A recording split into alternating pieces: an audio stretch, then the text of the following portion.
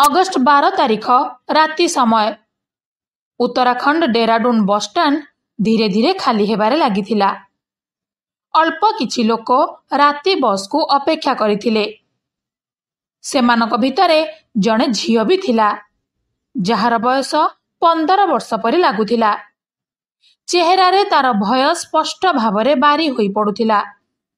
हेले सेठारे उपस्थित थिबा लोकंकर एथिप्रति नजर ही नथिला। अचानक से बस स्टाण्ड रे राति ड्यूटी करुथिबा सिक्यूरिटी गार्ड नजर से झियो ऊपर पड़िला। जेमिति से गार्ड से झियो पाखकु जाइचंती, से झियो को देखि तांकु टिके अजब लागिला। से झियो निजको असहज अनुभव करुथिला। बारंबार ता पिंधा पोशाक ठीक करुथिला। डरिकी चारियाडे अनौथिला। से झियो जेउआडकु बारंबार अनौथिला, सेहियाडे जणे लोक बुलुथिला। से झियो बारंबार से लोक को अनाउथिला। ताकु देखिकी जेमिति भयभीत होई पडुथिला। से गार्ड अनुभव कले कि एठी निश्चय किछि गड़बड़ होईछि।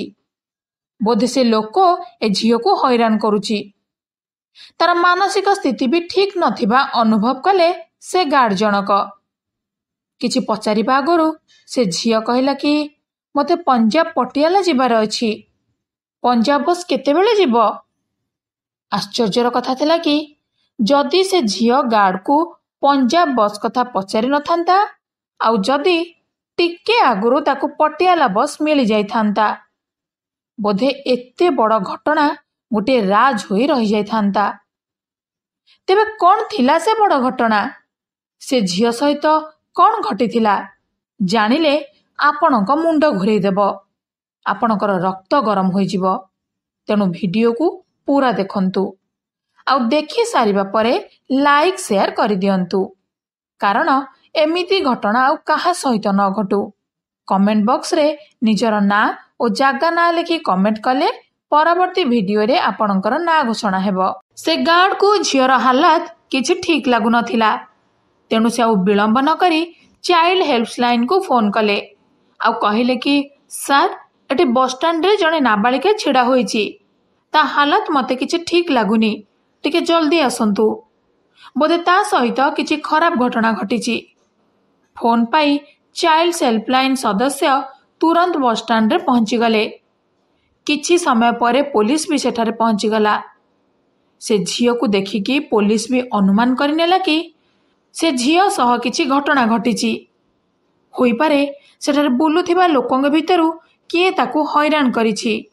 तापरे चाइल्ड लाइन और पुलिस मिसी से झियो सहित कथा हेबा आरंभ करदेले। हेले पुरुष पुलिस को पाखरे देखिकी से झियो डरीगला, आ निजर बैग को जोरे जाबुड़ी धरिला। पुलिस तुरंत बुझीगला कि से झियो पुरुष पुलिस को डरुछि। तेणु से माने महिला पुलिस को से झियो पाखकु पठाइले। महिला पुलिस पचारिबारु से झियो कहले कि मु पंजाब पटियाला जीवाकु चाहूची।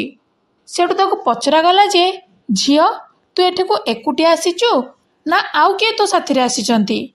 एमिति केते कोन प्रश्न ताकु करागला। हेले से बहुत कम प्रश्नर उत्तर देउथिला। तार कथारो पुलिस बुझी जाइथिला कि से झियो साथी रे निश्चय किछि बड़ घटना घटिची। सेठु पुलिस से झियो को गाड़ी रे बसाई पुलिस स्टेशन नेकी गला। रास्ता रे से झियो महिला पुलिस को ठारिकी कहला कि मते बहुत भोक लागुची। तापरे पुलिस गाड़ी अटकई एक होटेल ले ताकु भलरे खुआइले। टिके परे जेतेबेले से झियो टिके भल अनुभव कला, महिला पुलिस ताकु पुणी पचरा उचरा आरंभ करदेले। हेले से एते डरी जाइथिला जे काहा सहित स्पष्ट भाबरे कथा हेबाकु डरुथिला। थानार गोटिए कोणरे जाई बसी जाइथिला, कारण ता सहित जो जबरदस्ती करा जाइथिला से विषय रे ना से किछि कहि पारुथिला ना किछि बुझी पारुथिला। परदिन तार चिकित्सा आरंभ कर दिया गला, कारण पुलिस जानि सारिथिला जे से झियो सहित एमिति किछि घटना घटिची जहा फଳରେ से डिप्रेशन ने अछि, आउ डिप्रेशन कारणरू से स्पष्ट भाबरे कहिबाकू समर्थ हेउनी। 2 दिन पर्यंत तार चिकित्सा चलिला। तृतीय दिन पुणी जणे महिला पुलिस ता पाखो गले। ता सहित भलरे कथा हेबा आरंभ करदेले। ता सहित पूरा मिसी जिबा परे से झियो एबे कहबाकू आरंभ कला आउ ता सहित जहाँ घटीथिला जेतेबेले से लेडी पुलिस शुणिले तांको पाद तळु जेमिति माटी खसीगला जेमिति लागिला चारिआड अंधार छाईगला। से बुझी पारलेनी कि जने छोट झियो सहित एते बर्बर कांड केमिति होई पारे। तबे झियो सहित एमिति कौन घटना होइथिला जानिबा पई पूरा वीडियो देखंतु। आउ हाँ, वीडियो को लाइक शेयर करी कमेंट बॉक्स रे निजर ना सहित जागा ना भी कमेंट कले परवर्ती वीडियो रे आपनकर ना घोषणा हेबो। सेडु से झियो कहिला कि मो सहित खराब काम होईची। लेडी ऑफिसर पचारले कि झियो एसबु काम केउठी हेला। सांगे सांगे से झियो चिलेई चिलेई कांदी बारे लागिला आउ डररे थरिबाकू लागिला। लेडी ऑफिसर जनक ताकू जापुड़ी धरी चुप करेले आउ सांत्वना दे कहिले कि तू डर ना, सबु किछि खोली कि कह, मु तो साथी रे अछि, तोरा किछि भी हबनी, एबे मु सबु किछि ठीक कर देबी। हेले से झियो डररु बाहरु नथिला। एकथा अनुभव करिबा परे से लेडी ऑफिसर कहिले कि हो ठीक अछि, तो सहित जहाँ भी घटिछि आमे परे केतेबेले कथा हबा। से दिन बीती गला। परदिन पुणी से झियो सहित कथबार्ता आरंभ करदेले लेडी ऑफिसर जनक। से झियो टिके आश्वासना पाई कहिला कि मैडम केते जण मिसिकी मो सहित खराब काम करिसंती। मैडम बुझी जाइथिले कि से झियो सहित गैंग रेप होइछि बोली। पुलिस बुझी सारिथिला कि ए घटना डेराडून बस स्टैंड रे ही होइछि। पुलिस तदंत आरंभ करदेला। से बस स्टैंड रो सबु सीसीटीवी को निज नियंत्रण को नेला आउ गोटी गोटी करी जांच करिबा आरंभ करदेला। सीसीटीवी रे देखा गला कि से झियो चारि पाखरे बहुत सारा लोक बुलुथिले आउ धीरे धीरे लोक कम हेबारे लागिले आउ से झियो सेठारे एकुटिया रहीगला आउ ताकू एकुटिया देखी ता पाखरे आउ जणे बुलिबा नजर करागला। से बारंबार से झियो को देखुथिला तेणु ताकू प्रथम अभियुक्त बोली पुलिस धरि नेला। से झियो को सीसीटीवी फुटेज देखेबा परे से तुरंत ताकू चिन्हिगला आउ पुणी थरे कांदिबा आरंभ करदेला आउ चिलेई चिलेई कहूतिला कि हाँ एई लोक थिला आउ ता साथिरे आहुरी लोक अछंती। एहा परे पुलिस से लोकर फोटो काढिले आउ परदिन पुणी बस स्टैंड रे पहुंची सेठारे काम करुथिबा लोकंकु देखाइले। प्राय समस्ते कहिले कि हाँ आमे लोक को जानिछु। से लोकर ठिकना नहीं पुलिस ताकू तुरंत गिरफ्त करनेला। थाना रे पुलिस ताकू पचरा उचरा आरंभ करदेला। तमे माने से 15 वर्षिया झियो सहित कौन करिछ आउ ए कामरे तो सहित किए किए थिले। प्रथमे तो से लोक पुलिस को भुआ बुलाइथिला हेले जेतेबेले पुलिस रो लाठी पड़िला से पूरा कहानी कहबाकू आरंभ कला आउ से जहा कहिला सुनिले आपणकर भी रक्त गरम होई जिवो। अगस्त 12 तारिख अपराह्न 4टा बाजिथिला। दिल्ली काश्मीर गेट पाखरे गोटे झियो छिड़ा होइथिला। सेठारे थिबा लोकंको से पचारुथिला कि पंजाब पटियाला को केतेबेले बस अछि काहेकि ना सेठारे शह शह बस छिड़ा होइथिला आ से सबु अलग अलग स्थान को जिबार थिला। तेणु से झियो जानी पारु नथिला कि पटियाला बस केउठी अछि आउ केतेबेले छाड़िबो। से झियो जहाकू पचारुथिला से जणे गाड़ी ड्राइवर थिला। से तुरंत कहिला कि तू व्यस्त हो ना, सामना रे थिबा बस रे बसी जा। से बस दिल्ली रु डेराडून जीवा पई छेड़ा होइथिला। सेठू से झियो भी जाय कि से बस रे बसी गला। किछि समय भितरे से बस गड़ीबाकू आरंभ कला। राती पाखापाखी 10:30 रे से बस डेराडून ले लागिला। बस स्टैंड रे अटकीबा परे सबु लोक जनक परे जणे बस रु ओल्हेई गले आ बस भितरे से झियो एकुटिया रही गला। बस ड्राइवर और कंडक्टर से झियो पाखु गले आ कहिले कि पटियाला एठारु अल्प बाट आउ तते आउ गोटे बस धरिबाकू पड़िबो। सेतेबेଳ जाए तू एठारे अपेक्षा करुथा। ताकू नेकी ड्राइवर और कंडक्टर बस रो पछ सीट को नेकी गले। अल्प समय भितरे ता सहित खराब व्यवहार आरंभ करदेले। शेषरे ता सहित जोर जबरदस्ती खराब काम कले। से झियो चिलेइबाकू लागिला। ସେ ବସ୍ର ପାଖାପାଖି ଋଷିକେଶରୁ ଦିଲ୍ଲୀ ଯିବା ପାଇଁ ଆଉ ଏକ ବସ୍ ଛିଡ଼ା ହୋଇଥିଲା। ଯେତେବେଳେ ସେ ଝିଅର ଚିଲେଇବା ସେ ବସ୍ ଯାଏଁ ପହଞ୍ଚିଲା, ବସ୍ରେ 2 ଜଣ ଡ୍ରାଇଭର ଥିଲେ। ଝିଅର ପାଟି ଶୁଣି ସେ 2 ଡ୍ରାଇଭର ବି ଆର ବସ୍କୁ ଗଲେ, ଯେଉଁଠି ଝିଅ ସହିତ ଜବରଦସ୍ତି ହେଉଥିଲା। ସେମାନେ ଦେଖିଲେ କି ସେଠାରେ ସେ ଝିଅଟି ଖରାପ ଅବସ୍ଥାରେ ପଡ଼ି ରହିଛି, ଆଉ ସେ ବସ୍ର କଣ୍ଡକ୍ଟର ଓ ଡ୍ରାଇଭର ତା ସହିତ ଖରାପ କାମ କରୁଛନ୍ତି। ହେଲେ ସେ 2 ଡ୍ରାଇଭର ସେ ଝିଅକୁ ବଞ୍ଚେଇବା ବଦଳରେ ସେମାନେ ବି ତା ସହିତ ଖରାପ କାମ କରିବାକୁ ଚିନ୍ତା କଲେ। 4 ଜଣ ମିଶି ଜଣେ 15 ବର୍ଷିଆ ଝିଅ ସହିତ ଜବରଦସ୍ତି କରୁଥିଲେ। 2 ଘଣ୍ଟା ବିତିଗଲା। ପ୍ରଥମ ଗାଡ଼ିର କଣ୍ଡକ୍ଟର ଗାଡ଼ିରୁ ଆଦାୟ ହୋଇଥିବା ଟଙ୍କା ଜମା କରିବାକୁ କ୍ୟାସିୟର ପାଖକୁ ପଳେଇଲା। ଆଉ ଜମା କରିବା ସମୟରେ କ୍ୟାସିୟର ସନ୍ଦେହରେ ପଚାରିଲା କି ଗାଡ଼ି ତ 2 ଘଣ୍ଟା ଆଗରୁ ପଳେଇ ଆସିଲାଣି, ତମେ ଏତେବେଳେ ଯାଏଁ କ'ଣ କରୁଥିଲ? କଣ୍ଡକ୍ଟର ମିଛ କହି କଥା ଏଡ଼େଇବା ପାଇଁ ଚେଷ୍ଟା କଲା। ହେଲେ କ୍ୟାସିୟର ଯେତେବେଳେ ବାରମ୍ବାର ପଚାରିଲା, ସେ ସବୁ ସତ କହିଦେଲା ଆଉ କହିଲା କି ତମେ ବି ସେ ଝିଅ ସହିତ ଯାହା କରିପାରିବ, ସେ ଏବେ ବସ୍ରେ ଅଛି।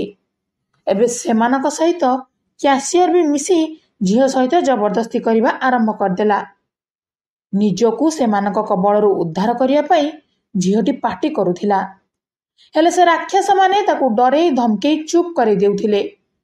2 ଘଣ୍ଟା ପରେ ସେମାନେ ତାକୁ ଛାଡ଼ିଦେଲେ, ଆଉ ସେ ଝିଅ ସେଠାରୁ ତୁରନ୍ତ ପଳେଇ ଆସି 12 ନମ୍ବର ପ୍ଲାଟଫର୍ମ ପାଖରେ ଛିଡ଼ା ହୋଇଗଲା। ପଟିଆଲା ବସ୍କୁ ଅପେକ୍ଷା କରୁଥିଲା, ଆଉ ପଛେ ପଛେ ସେ କଣ୍ଡକ୍ଟର ବି ଆସିଲା, ଆଉ ତା ଚାରି ପାଖରେ ବୁଲିବା ସହିତ ତା ଉପରେ ନଜର ରଖୁଥିଲା। ତାକୁ ଡର ଥିଲା କି ସେ ଝିଅ କାହାକୁ ଏକଥା କହି ନ ଦେଉ। ଆଉ ସେତେବେଳେ ହିଁ ବସ୍ଷ୍ଟାଣ୍ଡର ସିକ୍ୟୁରିଟି ଗାର୍ଡ ପଳେଇ ଆସିଲେ, ଆଉ ସେ ହିଁ ସେ ଝିଅର ଅବସ୍ଥାକୁ ବୁଝିଗଲେ, ଆଉ ତା ସହିତ କିଛି ବଡ଼ ଘଟଣା ହୋଇଥିବା ଅନୁମାନ କରିନେଲେ। ସେ ଚାଲାଖିରେ ପୋଲିସ ଓ ଚାଇଲ୍ଡ ଲାଇନ୍କୁ ଫୋନ କରି ଡକେଇଲେ। ଚାଇଲ୍ଡ ଲାଇନ୍ ଓ ପୋଲିସ ପହଞ୍ଚିବା ପରେ ଯାହା ହେଲା ଆପଣମାନେ ଶୁଣିସାରିଛନ୍ତି। ପ୍ରଥମେ ସିସିଟିଭି ଆଧାରରେ ସେ କଣ୍ଡକ୍ଟରକୁ ଗିରଫ କରିନେଲେ। ତାକୁ ପଚରା ଉଚରା ପରେ ଅନ୍ୟ 4 ଜଣଙ୍କୁ ଗିରଫ କରିନେଲା ପୋଲିସ। ସେମାନେ ସମସ୍ତେ ହରିଦ୍ୱାର, ଉତ୍ତରପ୍ରଦେଶ, ଡେରାଡୁନ୍ର ଥିଲେ। ସମସ୍ତେ ନିଜ ଦୋଷ ସ୍ୱୀକାର କରିନେଲେ, ଆଉ 5 ଦିନ ପରେ ସମସ୍ତଙ୍କ ବିରୁଦ୍ଧରେ ମାମଲା ରୁଜୁ କରି କୋର୍ଟ ଚାଲାଣ କରିଦିଆଗଲା। ହେଲେ ଏବେ ସବୁଠୁ ବଡ଼ ପ୍ରଶ୍ନ ଥିଲା ଯେ ସେ ଝିଅ କିଏ ଥିଲା ଆଉ କେଉଁଠି ତାର ଘର? ତାକୁ ଯେତେବେଳେ ପଚରାଗଲା, ସେ କହିଲା କି ମୋ ଘର ପଞ୍ଜାବର ପଟିଆଲାରେ। କିନ୍ତୁ ପୋଲିସ ତଦନ୍ତ କରି ଜାଣିଗଲା କି ସେ ଝିଅର ଘର ଉତ୍ତରପ୍ରଦେଶର ମୁରାଦାବାଦରେ। ଯେତେବେଳେ ଡେରାଡୁନ୍ ପୋଲିସ ମୁରାଦାବାଦ ଯାଇ ପଚରା ଉଚରା କଲା, ଏମିତି କିଛି ଘଟଣା ସାମ୍ନାକୁ ଆସିଲା, ପୋଲିସ ତାଜୁବ ହୋଇଗଲା। ସେ ଝିଅ କହୁଥିଲା କି ତା ବାପା ମା ମରିଯାଇଛନ୍ତି ବୋଲି, କିନ୍ତୁ ପ୍ରକୃତରେ ସେମାନେ ବଞ୍ଚିଥିଲେ। ଯେତେବେଳେ ସେମାନଙ୍କୁ ପଚରା ଉଚରା କରାଗଲା କି ତମ ଝିଅ କୁଆଡ଼େ ଗଲା, ସେମାନେ କହିଲେ କି ପ୍ରାୟ 12 ଦିନ ଆଗରୁ ଝିଅ କୁଆଡ଼େ ପଳେଇଛି। ଆଗରୁ ବି ଥରେ 2 ଥର ଘରୁ କୁଆଡ଼େ ପଳେଇଥିଲା, ହେଲେ ଜଲ୍ଦି ମିଳିଯାଇଥିଲା। କିନ୍ତୁ ଏଥର ଆମେ ଜାଣିପାରିଲୁନି କି ସେ କେମିତି ଆଉ କୁଆଡ଼େ ପଳେଇଲା। ଆମେ ତାକୁ ଚାରିଆଡ଼େ ଖୋଜିଲୁ। ତାପରେ ସେ ଝିଅର ବାପା ମା ଝିଅକୁ ନେବା ପାଇଁ ଡେରାଡୁନ୍ ପହଞ୍ଚିଲେ, କିନ୍ତୁ ସେ ଝିଅ ତା ବାପା ମା ସହିତ ଯିବା ପାଇଁ ସଫା ସଫା ମନା କରିଦେଲା। ପୋଲିସ ବି ଜାଣିପାରିଲା କି ସେ ଝିଅର ବାପା ମାଙ୍କର ସ୍ଥିତି ଭଲ ନାହିଁ, ଆଉ ସେମାନେ ବି ତାଙ୍କ ଝିଅକୁ ନେଇ ଦୀର୍ଘ ସମୟ ହେଲା ଚିନ୍ତାରେ ରହୁଛନ୍ତି। ସେ ଝିଅକୁ ଆଉ ତା ବାପା ମାଙ୍କ ସାଥିରେ ଛାଡ଼ିଲାନି ଡେରାଡୁନ୍ ପୋଲିସ। ସେ ଝିଅର ଏବେ ବି ଚିକିତ୍ସା ଜାରି ରହିଛି, ଫଳରେ ତାର ମାନସିକ ସ୍ଥିତି ଶୀଘ୍ର ଠିକ୍ ହୋଇପାରିବ। ଏହା ଭିତରେ ତାକୁ କେତେ ଥର ପଚରା ଉଚରା ବି ସରିଲାଣି, କାରଣ ପୋଲିସକୁ ସନ୍ଦେହ ରହିଛି କି ଏହି ଘଟଣାରେ 5 ଜଣରୁ ଅଧିକ ଲୋକ ସାମିଲ ଅଛନ୍ତି ବୋଲି। ପୋଲିସ ତଦନ୍ତ ଏବେ ବି ଚାଲିଛି। ସେ ଝିଅ ସହିତ ଯାହା ଘଟିଛି ତାକୁ ଶୁଣିବା ପରେ କେତେ ପ୍ରଶ୍ନ ସାମ୍ନାକୁ ଆସୁଛି। ପଶ୍ଚିମବଙ୍ଗରେ ଲେଡି ଡାକ୍ତରଙ୍କ ସହିତ ଘଟିଥିବା ଏ ଘଟଣାକୁ ନେଇ ସାରା ଦେଶ ପଡ଼ୁଛି ଆଉ ଉଠୁଛି। ନ୍ୟାୟ ପାଇଁ ଧାରଣା ଓ ବିକ୍ଷୋଭ ଜାରି ରହିଛି। ହେଲେ ଏବେ ଲାଗୁଛି କି ଏମିତି ଘୃଣ୍ୟ କାମ କରୁଥିବା ଲୋକଙ୍କୁ ବୋଧେ ପୋଲିସ ଓ ଆଇନକୁ ଡର ନାହିଁ। କାରଣ କୋଲକାତା ଘଟଣାରେ 3 ଦିନ ପରେ ଡେରାଡୁନରେ ଏମିତି ଘଟଣା ଘଟିବା ଏହାର ବଡ଼ ଉଦାହରଣ। ଯାହା ସେ ଝିଅ ସହିତ ଘଟିଲା ପ୍ରକୃତରେ ବଡ଼ ଭୟାନକ ଘଟଣା ଥିଲା। ଆଉ ଆଶ୍ଚର୍ଯ୍ୟର କଥା ଥିଲା କି ସେ 5 ଜଣଙ୍କ ଭିତରୁ 2 ଜଣଙ୍କର ବୟସ 50 ବର୍ଷରୁ ଉର୍ଦ୍ଧ୍ୱ ଥିଲା। ସେମାନଙ୍କ ମନରେ କ'ଣ ଟିକେ ବି ଆସିଲାନି କି ସେ ଝିଅ ତାଙ୍କ ଝିଅ ବୟସର ବୋଲି। ଏହା ଏକ ସତ ଘଟଣା। ଆପଣମାନେ ଏମିତି ଘୃଣ୍ୟ ଓ ଭୟାନକ ଘଟଣାକୁ ନେଇ କ'ଣ କହିବେ? କାହିଁକି ସମାଜରେ ଏମିତି କଦର୍ଯ୍ୟ ଘଟଣା ଘଟି ଚାଲିଛି? ଏଥିପାଇଁ ଦାୟୀ କିଏ? ଆପଣଙ୍କର ମତାମତ କମେଣ୍ଟ ବକ୍ସରେ ରଖିବେ। ନିଜ ନାଁ ସହିତ ଜାଗାର ନାଁ କମେଣ୍ଟ କଲେ ଆମେ ପରବର୍ତ୍ତୀ ଭିଡିଓରେ ଆପଣଙ୍କର ନାଁ ଘୋଷଣା କରିବୁ। ଭିଡିଓ ଭଲ ଲାଗିଥିଲେ ଲାଇକ୍ ସେୟାର କରିବା ସହିତ ଚ୍ୟାନେଲକୁ ସବସ୍କ୍ରାଇବ କରିଦେବେ। ଆଉ ହଁ, ବେଲ୍ ଆଇକନକୁ ଅନ୍ କରିବା ପାଇଁ ଜମା ବି ଭୁଲିବେନି। ଆମ ପୂର୍ବ ଭିଡିଓକୁ ସମ୍ପୂର୍ଣ୍ଣ ଦେଖିବା ସହିତ ଲାଇକ୍ ସେୟାର ଓ କମେଣ୍ଟ କରିଥିବା ବ୍ୟକ୍ତିମାନେ ହେଲେ କମ୍ବୁପାଣି ପ୍ରଧାନ ବୌଦ୍ଧ, ସସ୍ମିତା ପ୍ରଧାନ କୁରାଡମଲ, ସୁଶାନ୍ତ କୁମାର, କିଶୋର ବେହେରା, ଯୁଧିଷ୍ଠିର ପ୍ରଧାନ, ପ୍ରଦୀପ୍ତ କୁମାର ପ୍ରତାପ ସାଲିପୁର, କାହ୍ନା ଦାସ, ଯଶବନ୍ତ ରକ୍ସ ସୁନ୍ଦରଗଡ଼, ଅଶୋକ ଦାସ ଜଗତସିଂହପୁର, ଦିଲ୍ଲୀପ ପୁଣ୍ଟିଆ ଭଦ୍ରକ, ପୂର୍ଣ୍ଣଚନ୍ଦ୍ର ବେହେରା, ପଙ୍କଜିନୀ ବେହେରା, ପ୍ରକାଶ ମଲ୍ଲିକ, ବିଜୟ ପାଢ଼ୀ, ମାନସୀ ସ୍ୱାଇଁ, ପ୍ରଶାନ୍ତ ସ୍ୱାଇଁ ଜଗତସିଂହପୁର, ପ୍ରିୟଙ୍କା ଦିଗଲ, ଗୀତାଞ୍ଜଳି ସାହୁ, ବବିଶ ସାହୁ ବରଗଡ଼, ସୁଶାନ୍ତ କୁମାର। ଆପଣ ସମସ୍ତଙ୍କୁ ବହୁତ ବହୁତ ଧନ୍ୟବାଦ।